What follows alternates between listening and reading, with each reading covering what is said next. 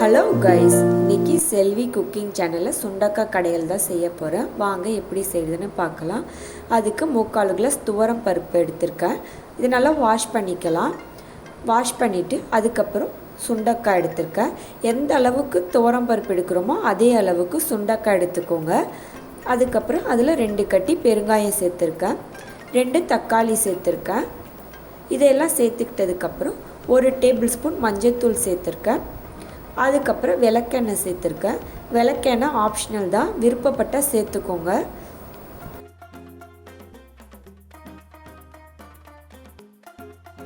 இதையெல்லாம் சேர்த்துக்கிட்டு இதில் 1.5 சொம்பு தண்ணி ஊற்றி ஸ்டவ் ஆன் பண்ணிவிட்டு பருப்பை வேக வச்சுக்கலாம். பருப்பு கொதி வந்ததுக்கப்புறம் மூடி போட்டு சிம்மில் வச்சுட்டு வேக வைங்க. சீக்கிரமாக பருப்பு வெந்துடும். இப்போ இது நல்லா வேகட்டும். இதில் புளி கரைச்சி ஊற்றுறதுக்கு லெமன் சைஸ் புளி எடுத்திருக்கேன். அதில் தண்ணி ஊற்றி இதை ஊற வச்சுருங்க. அப்போ கரைக்கிறப்ப ஊறி போய் இருக்கிறதுனால புளி கரையிறப்ப சாறு நிறையா வரும். அதுக்கப்புறம் சின்ன வெங்காயம் தோல் உரித்து வச்சுருக்கேன். இப்போ பருப்பு வெந்துருச்சான்னு செக் பண்ணிக்கலாம். பருப்பு வெந்ததும் ஸ்டவ் ஆஃப் பண்ணிவிட்டு தண்ணியை தனியாக வடிகட்டி எடுத்துக்கலாம். இப்போ பாருங்கள், பருப்பு சுண்டக்காய் எல்லாம் நல்லா வெந்துருச்சு. இந்த ஸ்டேஜில் ஸ்டவ் ஆஃப் பண்ணிவிடுங்க. ஆஃப் பண்ணிவிட்டு தண்ணியை மட்டும் இந்த மாதிரி வடிகட்டி எடுத்துருங்க.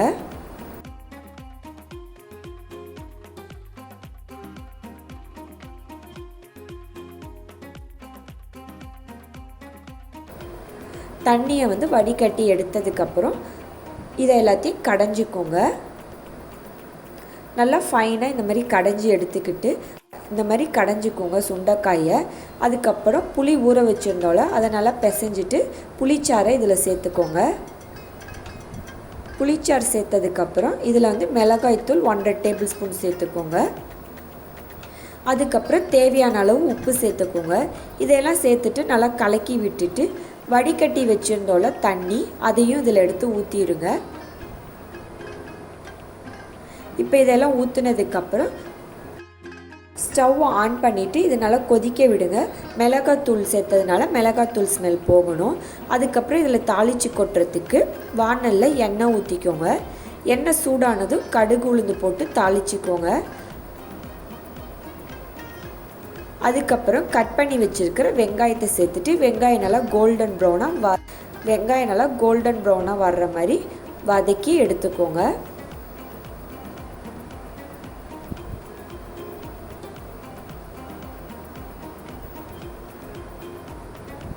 வெங்காயம் நல்லா வதங்கட்டும்.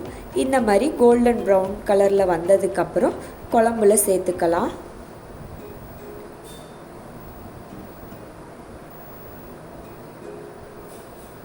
குழம்புல சேர்த்துட்டு 2 நிமிஷம் கொதித்ததுக்கப்புறம் கருவேப்பிலை தூவிட்டு ஸ்டவ்வை ஆஃப் பண்ணிடணும். ட்ரை பண்ணி பாருங்கள். சுண்டக்காய் கடையில் நல்லா டேஸ்ட்டாக இருக்கும். இதுக்கு கத்திரிக்காய் பொரியல் செஞ்சுருக்கேன். அது எப்படி செய்கிறதுன்னு பார்க்கலாம் வாங்க.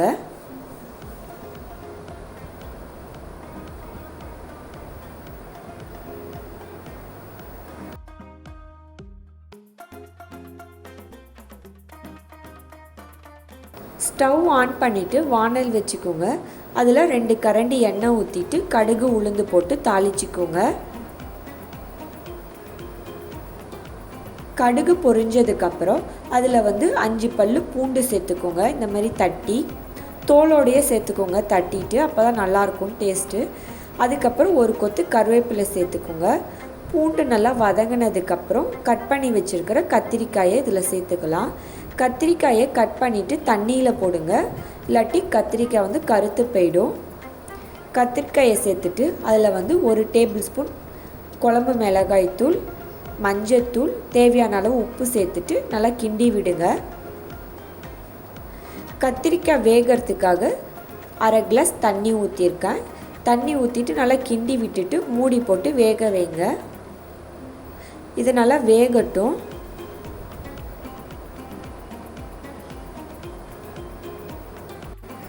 தண்ணி சுண்டி ட்ரை ஆனதுக்கப்புறம் கத்திரிக்காய் வெந்துருச்சான்னு பார்த்துட்டு மூடி போடாமல் எண்ணெயிலே வதக்குங்க. இப்போ தண்ணி நல்லா ட்ரை ஆகிடுச்சு. இப்போ வந்து எண்ணெயிலே ஒரு 5 நிமிஷம் வதக்குங்க. வதக்கிட்டு இறக்க போகிற ஸ்டேஜில் அதில் வந்து மிளகுத்தூள் வந்து இந்த மாதிரி இடித்து ஒன்றும் பாதியமாக இடிச்சிட்டு சேர்த்துக்கோங்க. மிளகுத்தூள் சேர்க்குறப்ப கத்திரிக்காய் பொரியல் வந்து நல்லா டேஸ்ட்டாக இருக்கும்.